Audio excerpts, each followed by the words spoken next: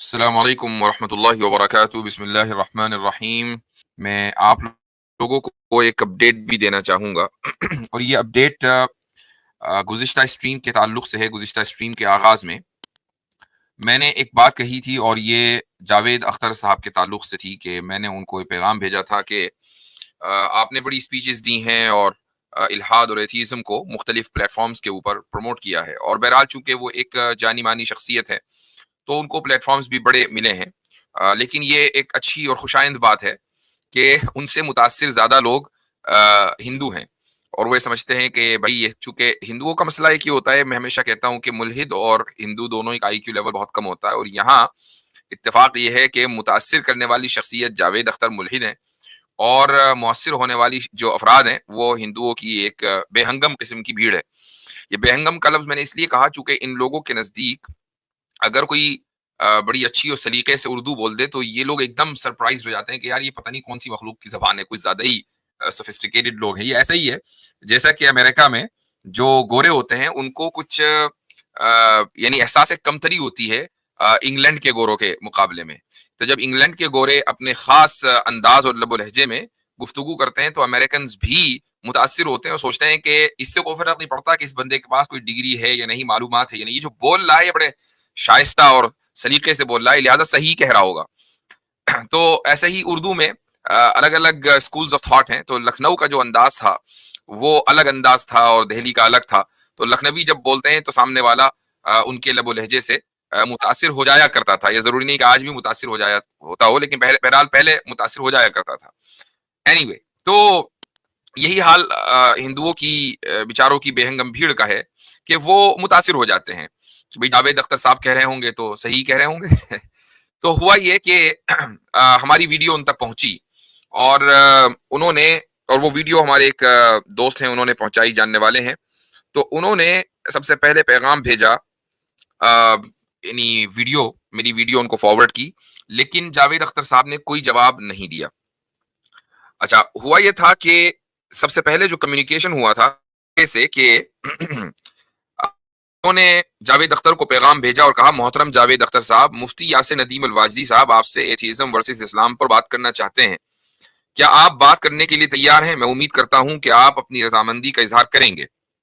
تو جاوید صاحب نے جواب دیا، حضور، مذہبی صاحبان میں عام طور سے جذبات کی فراوانی اور ضبط کا فقدان ہوتا ہے، لہٰذا یہ بحث محض بدمزگی کا باعث ہو سکتی ہے۔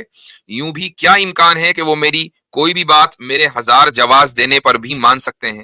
یہ ان کے بس کی بات نہیں ہے۔ تو دیکھیں، یہ ایک خاص ایتھیسٹ کا اپروچ ہوتا ہے۔ وہ سمجھتے ہیں کہ ہم بہت ہی زیادہ انلائٹنڈ ہیں، اور جو مذہبی لوگ ہیں ان کے یہاں ضبط نہیں ہوتا، ان کے یہاں صبر نہیں ہوتا، وہ سامنے والے کی بات نہیں سنتے، بہت جذباتی ہوتے ہیں۔ میں تو دلائل دوں گا یعنی خود ہی مان لیا کہ میرے ہزار جواز دینے پر بھی وہ مان نہیں سکیں۔ میں تو دلائل دوں گا، لیکن چونکہ وہ مذہبی ہیں تو وہ نہیں مانیں گے۔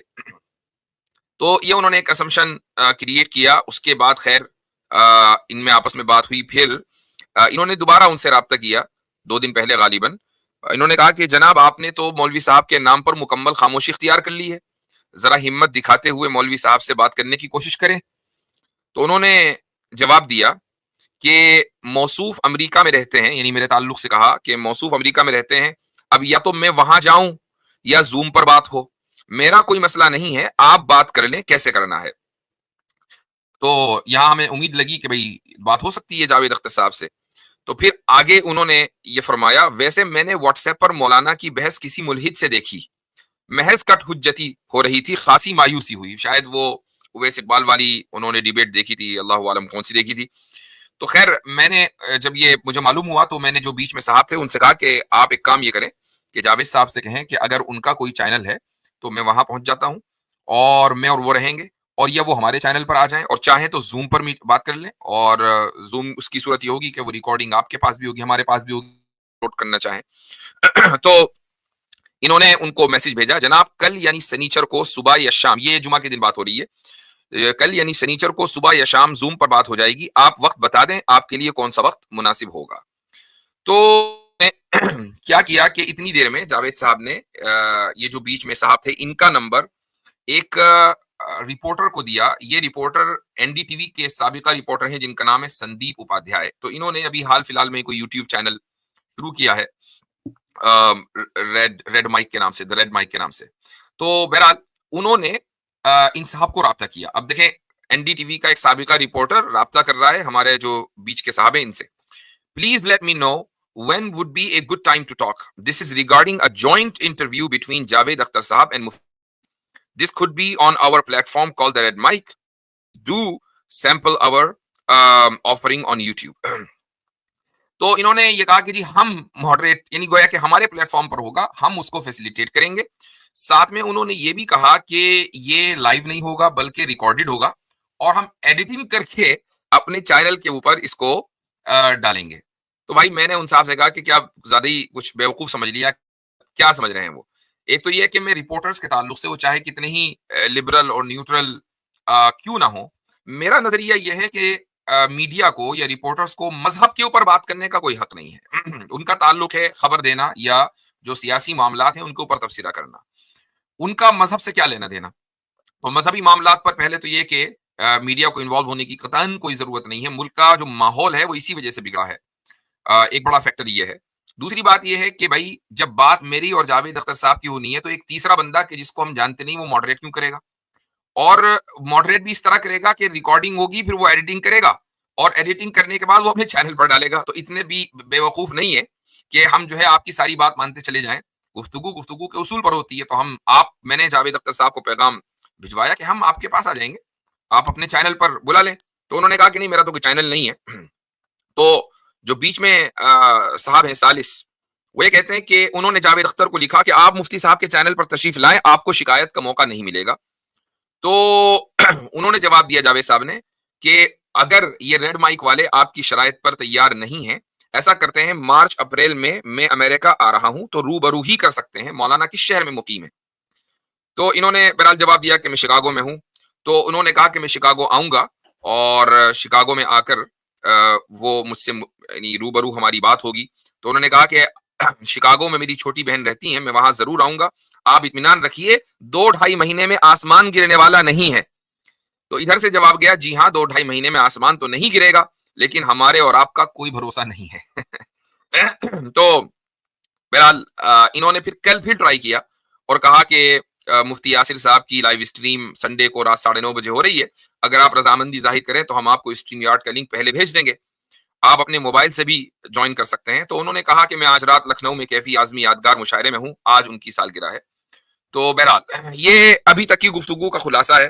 تو ہمیں امید ہے کہ جاوید صاحب سے گفتگو ہوگی, نہ بھی ہو کوئی مسئلہ نہیں ہے. یعنی ایسا نہیں ہے کہ کوئی وہ ہندوستان کے مسلمانوں کو ملحد بنا دیں گے, وہ ایسا نہیں کر پائیں گے انشاءاللہ ثم انشاءاللہ. ہاں لیکن یہ کہ وہ ہندوؤں کے اوپر ایک بہت ہی زبردست قسم کا امپیکٹ رکھتے ہیں, اور چونکہ ایک آئیڈیالوجیکل شخصیت ہے تو اس لیے میں نے پہلے بھی خواہش کا اظہار کیا تھا کہ میری اور ان کی گفتگو ہونی چاہیے اور انشاءاللہ اچھے ماحول میں ہوگی. اور میں ایک چیز یہ بھی بتا دوں چونکہ ہو سکتا ہے کہ یہ ویڈیو بھی ان تک پہنچے کہ جو مناظرہ ہوا تھا میرا اویس اقبال کے ساتھ, تو وہ ایک یعنی اس کا آغاز بڑے دوستانہ ماحول میں ہوا تھا, اور اسی لیے میں نے ان کو اپنے یہاں مدعو کیا تھا. وہ آئے اور شروع میں گپ شپ لگا کے ہم نے جو ہے وہ گفتگو کا آغاز کیا, اور شروع کے 10 منٹ تک میں یہی سوچتا رہا کہ اویس صاحب کٹ حجتی نہیں کریں گے. جو لفظ جاوید اختر نے استعمال کیا ہے وہ دراصل ان کے اوپر فٹ بیٹھ رہا ہے, اویس اقبال کے اوپر, اور میری جو بات ہے وہ غور سے سنیں گے, میں ان کی بات غور سے سنوں گا. لیکن شروع کے 5-10 منٹ میں ہی مجھے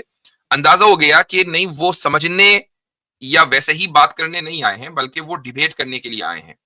اور پھر مجھے فوری طور پر یاد آیا ان کا ایک جملہ کہ 1 دن پہلے یا 2 دن پہلے جب ہماری بات ہوئی تھی میری اویس اقبال کی فون پر, تو انہوں نے یہ کہا تھا کہ میں آپ کے پاس آؤں گا اور ریکارڈ بھی کر لیں گے, اور آپ یقین کریں بہت سپر ہٹ جائے گا, آپ کو بھی فالوورز ملیں گے. تو میرے ذہن میں یہ بات آئی کہ شاید اویس اقبال کے ذہن میں یہ بات ہے کہ فالوورز مل جائیں ان کو, کچھ ملے بھی ہوں گے 2-4 ہزار اس ڈیبیٹ کے بعد, اور یہ کہ بات سپر ہٹ چلی جائے. تو خیر مناظرہ بڑا مشہور ہوا, اس میں تو کوئی شک نہیں ہے. لیکن اگر سامنے والے کے ذہن میں یہ ہو کہ گفتگو کو سپر ہٹ بنانا ہے یا مجھے کچھ سبسکرائبرز چاہیے, تو پھر وہ خلوص ختم ہو جاتا ہے اور ایک سوچنے اور سمجھنے کی جو صلاحیت ہے وہ بند ہو جاتی ہے. اور یہی وجہ ہوئی کہ پھر جب ہم نے محسوس کیا کہ یہ صاحب سمجھنے کے لیے نہیں بلکہ مناظرہ برائے مناظرہ، debate for the sake of debate اس لیے آئے ہیں، تو ٹھیک ہے، پھر ہم نے بھی ڈیبیٹ کا موڈ اختیار کیا۔ لیکن اس کے باوجود بھی ان کے اویس اقبال کے ساتھ کوئی بدتمیزی والا معاملہ نہیں کیا گیا، بلکہ جب وہ وہاں سے گئے ہمارے پاس سے تو بہت اچھے ماحول میں گلے ویلے مل کر گئے ہیں۔ ہم نے ان کو بقول یہ عامر حق صاحب جو ہے وہ اس کو مزاحی انداز میں خوب پیش کر رہے ہیں، لیکن بہرحال یہ کہ پیزا ویزا بھی کھلایا ان کو، تو یہ ساری چیزیں ہوئی ہیں۔ تو جاوید اختر صاحب کے ساتھ اس سے کہیں بہتر معاملہ اس لیے ہوگا کہ جاوید اختر اور اویس اقبال کا جو لیول ہے وہ میں سمجھتا ہوں کہ اس میں کافی فرق ہے۔ وہ ایک ادبی شخصیت ہے، اویس اقبال ادبی شخصیت نہیں ہے، وہ خالص میڈیا پرسنل ہے۔ تو میڈیا پرسن جو ہوتا ہے وہ یعنی اس کو ٹریننگ ہی اس بات کی دی جاتی ہے کہ وہ بات کو گھمائے کیسے، اور یہی اویس اقبال اپنی پوری ڈیبیٹ میں کرتے رہے۔ تو جاوید اختر صاحب چونکہ میڈیا پرسن نہیں ہے تو ہو سکتا ہے کہ ان کے ساتھ ایک اچھی خوشگوار ماحول میں گفتگو ہو، میں تو اسی لیے اس کو ڈیبیٹ بھی نہیں کہہ رہا ہوں۔ لیکن اگر وہ شکاگو آ رہے ہیں اور غریب خانے پر تشریف لانا چاہتے ہیں تو بندہ بالکل حاضر ہے اور ویلکم کہے گا، اور آپ تشریف لائیں، آپ کے ساتھ روبرو انشاءاللہ گفتگو ہوگی۔ وہ اگر چاہیں گے کہیں اپنے ایسی جگہ پر کہ جہاں وہ بات کر سکیں، میں چلا جاؤں گا، کوئی مسئلہ نہیں ہے۔ لیکن بہرحال یہ کہ ان کا جو ادبی معیار ہے اس کی قدر ہے، کچھ ان کی کہ ہوئے کلام کو میں نے سنا ہے انہی کی زبانی، وہ بڑا اچھا لگا۔ اب یہ ہے کہ الحاد کے اوپر ہمارا ان سے اختلاف ہے، ہم مذہب کے مقدمے کے پیروکار ہیں اور وہ الحاد کے مقدمے کے پیروکار ہیں، تو جب لوگوں میں اختلاف ہوگا تو پھر اس اختلاف کو علمی انداز میں پبلک کے سامنے آنا چاہیے۔